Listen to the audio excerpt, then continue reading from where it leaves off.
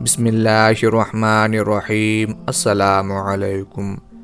یہ 618 ہجری کا واقعہ ہے جب مشہور بزرگ حضرت شیخ جلال الدین تبریزی رحمۃ اللہ علیہ بدایوں میں مقیم تھے اور بابا فرید رحمۃ اللہ علیہ آپ رحمۃ اللہ علیہ سے ملنے کے لیے وہاں تشریف لے گئے تھے۔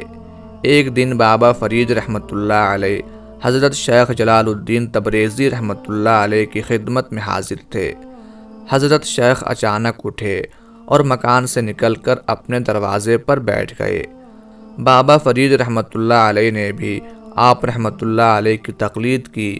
پھر حضرت شیخ جلال الدین تبریزی رحمۃ اللہ علیہ کسی موضوع پر گفتگو کر رہے تھے اور حضرت بابا فرید رحمۃ اللہ علیہ آپ کی گفتگو بہت غور سے سنتے رہے۔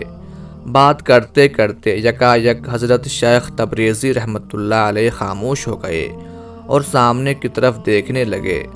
حضرت بابا فرید رحمۃ اللہ علیہ نے بھی اسی طرف دیکھنا شروع کر دیا جدھر حضرت جلال الدین تبریزی رحمۃ اللہ علیہ کسی خاص چیز کا مشاہدہ کر رہے ہوں گے، مگر وہاں کوئی نہیں تھا۔ بس ایک دہی بیچنے والا دیہاتی نما انسان تھا جو آوازیں لگا لگا کر اپنا دہی بیچ رہا تھا۔ پھر جب وہ دہی بیچنے والا حضرت شیخ جلال الدین تبریزی رحمۃ اللہ علیہ کے قریب سے گزرا تو آپ نے بلند آواز میں اسے مخاطب کر کے فرمایا، کیا بیچ رہے ہو؟ دہی بیچ رہا ہوں، خریدو گے؟ اس شخص نے بے نیازی کے ساتھ تلخ لہجے میں کہا۔ حضرت بابا فرید رحمۃ اللہ علیہ کو اس دیہاتی انسان کا یہ گستاخانہ لہجہ بہت ناگوار گزرا، مگر آپ رحمۃ اللہ علیہ حضرت شیخ جلال الدین تبریزی رحمۃ اللہ علیہ کے احترام میں خاموش رہے۔ دراصل دہی فروخت کرنے والا شخص بدایوں کا مشہور ہندو ڈاکو مولا تھا۔ اس نے چوروں کی ایک جماعت بنائی تھی جو دن کے وقت مزدور پیشہ لوگوں کے لباس میں محلہ در محلہ مختلف چیزیں بیچتے پھرتے تھے اور رات کے اندھیرے میں ڈاکہ ڈالتے تھے۔ اگرچہ مولا ان کا سردار تھا، لیکن اس نے بھی ایک دہی فروشی کا روپ دھار رکھا تھا اور اس وقت حضرت شیخ جلال الدین تبریزی رحمۃ اللہ علیہ کے سامنے سے آوازیں لگاتا ہوا گزر رہا تھا۔ ڈاکوؤں کا سردار ہونے کی وجہ سے مولا کے لہجے میں سختی تھی۔ وہ سمجھ رہا تھا کہ اس کا مخاطب بدایوں کی گلیوں میں گھومنے والا کوئی عام فقیر ہے، اس لیے اس کے طرز گفتار سے اکڑپن جھلکنے لگا تھا۔ ہاں خریدیں گے، حضرت شیخ جلال الدین تبریزی رحمۃ اللہ علیہ نے مسکراتے ہوئے فرمایا، تیرا سب کچھ خرید لیں گے۔ مولا جیسا ڈاکو اور جابر و سفاک انسان ان الفاظ کا متحمل کس طرح ہو سکتا تھا؟ حضرت شیخ تبریزی رحمۃ اللہ علیہ کی بات سن کر اس کے بڑھتے ہوئے قدم رک گئے اور اس نے سر پر رکھے ہوئے دہی کے مٹکے کو ذرا سا ترچھا کر کے یہ دیکھنے کی کوشش کی کہ اس سے اس لہجے میں بات کرنے والا آخر کون شخص ہے، مگر جیسے ہی مولا کی نظر حضرت شیخ جلال الدین تبریزی رحمۃ اللہ علیہ کے رخ روشن پر پڑی، وہ کانپ کر رہ گیا۔ اس کے جسم کی لرزش اتنی تھی کہ مولا اپنا توازن برقرار نہ رکھ سکا اور مٹکا اس کے ہاتھ سے چھوٹ کر زمین پر گر پڑا۔ دوسرے ہی لمحے حضرت بابا فرید رحمۃ اللہ علیہ نے دیکھا کہ سارا دہی مٹی میں مل چکا ہے اور ٹھیکرے ادھر ادھر بکھر گئے ہیں۔ اب کیا بیچو گے؟ حضرت شیخ جلال الدین تبریزی رحمۃ اللہ علیہ نے اس تبسم کے ساتھ فرمایا، اپنی ساری متاع تو خاک میں ملا دی، اب تمہارے پاس فروخت کرنے کو کیا باقی بچا ہے؟ مولا شدید عالم تحیر میں کسی بے جان مجسمے کی مانند کھڑا تھا۔ پھر جب اس کی حیرت کا طلسم ٹوٹا تو بے اختیار کہنے لگا، دنیا میں ایسے لوگ بھی ہوتے ہیں۔ حضرت شیخ جلال الدین تبریزی رحمۃ اللہ علیہ نے مولا کی بات کا کوئی جواب نہیں دیا، بس خاموشی سے اس کی بدلتی ہوئی حالت کو دیکھتے رہے۔ چند لمحوں کے بعد مولا دوبارہ کہنے لگا، ابھی میرے پاس بیچنے کو بہت کچھ ہے، میں اپنے رسم و رواج بیچوں گا، مذہب بیچوں گا، یہاں تک کہ تمہارے ہاتھ اپنا دل و جان بھی بیچ ڈالوں گا۔ خدا کے لیے واپس نہ لوٹاؤ، مجھے خرید لو، بے مول خرید لو۔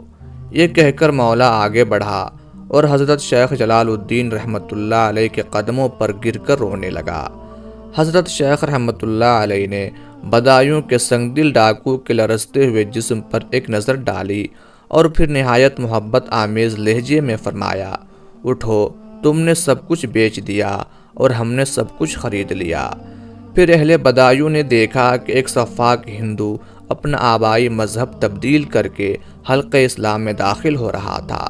مسلمان ہونے کے بعد مولا نے لوٹا ہوا تمام سرمایہ حضرت شیخ جلال الدین تبریزی رحمۃ اللہ علیہ کی خدمت میں پیش کر دیا۔ روایت ہے کہ مولا کے پاس 1,00,000 جیتل موجود تھے۔ جیتل ہندوستان کا قدیم سکہ تھا۔ جب مولا نے اپنی تمام دولت حضرت شیخ جلال الدین تبریزی رحمۃ اللہ علیہ کو نذر کرنی چاہی تو آپ رحمۃ اللہ علیہ نے فرمایا، اسے اپنے پاس رکھو، جس طرح ہم کہیں گے اسی طرح خرچ کرتے رہنا۔ قبول اسلام کے بعد حضرت شیخ جلال الدین تبریزی رحمۃ اللہ علیہ نے مولا کا ہندوانی نام بدل کر علی رکھ دیا تھا۔ علی کا بیان ہے کہ جب بھی کوئی ضرورت مند شخص حضرت شیخ رحمۃ اللہ علیہ کے پاس آتا تو آپ رحمۃ اللہ علیہ اسے میرے پاس بھیج دیتے اور میں حکم کے مطابق اتنی ہی رقم سائل کو دے دیتا۔ حضرت شیخ جلال الدین تبریزی رحمۃ اللہ علیہ جب بھی کسی سوالی کو علی کے پاس بھیجتے تو 5 جیتل سے کم نہیں دیتے تھے، اور موجودہ صورتحال یہ تھی کہ علی کے پاس ایک ہی جیتل بچا تھا۔ ابھی علی ذہنی انتشار میں مبتلا تھا کہ حضرت شیخ جلال الدین تبریزی رحمۃ اللہ علیہ کی آواز گونجی، علی، خدا تمہیں جزائے خیر دے، یہ صاحب آ رہے ہیں، انہیں ایک جیتل دے دو۔ علی نے وہ آخری سکہ تو دے دیا، مگر اسے اس بات پر شدید حیرت تھی کہ شیخ رحمۃ اللہ علیہ عجیب و غریب حساب دان ہیں، ایک ایک کوڑی کا حساب دل میں رکھتے ہیں۔ جب حضرت شیخ جلال الدین تبریزی رحمۃ اللہ علیہ نے بدایوں سے بنگال جانے کا ارادہ ظاہر کیا تو علی کو تصور فراق نے مضطرب کر دیا۔ شیخ، مجھے یہاں کس کے سہارے چھوڑے جاتے ہیں؟ میں نے تو اپنا سب کچھ آپ کے ہاتھوں فروخت کر دیا ہے، کیا میں دوبارہ اس دنیا کے بازار میں بکوں گا؟ میرا نیلام ہوگا اور لوگ میری بولیاں لگائیں گے۔ شیخ کی جدائی کے خیال سے علی زار و قطار رو رہا تھا۔ نہیں علی، دنیا میں اتنی ہمت نہیں کہ وہ تمہاری قیمت لگا سکے۔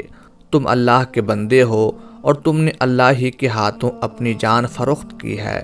میں تو ایک ظاہری سبب ہوں اور درمیان کا کچھ حصہ ہوں۔ اس نے تمہیں ہدایت بخشی ہے اور وہی تمہاری کفالت کرے گا۔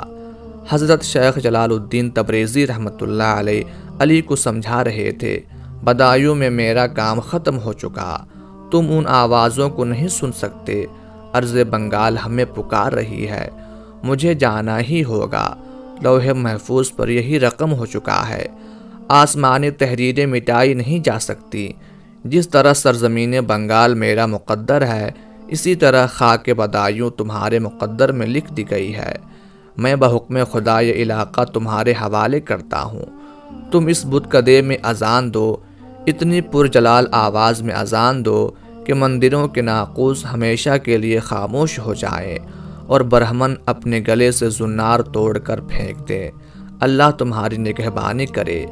یہ آخری الفاظ تھے جو حضرت شیخ جلال الدین تبریزی رحمۃ اللہ علیہ کی زبان مبارک سے ادا ہوئے اور پھر آپ بنگال کی جانب روانہ ہو گئے۔ بعد میں یہی علی درجۂ ولایت تک پہنچے اور تاریخ میں علی مولا کے نام سے مشہور ہوئے۔ یہ وہی ہیں جنہوں نے بدایوں میں حضرت نظام الدین اولیاء رحمۃ اللہ علیہ کے سر پر دستار فضیلت باندھی تھی۔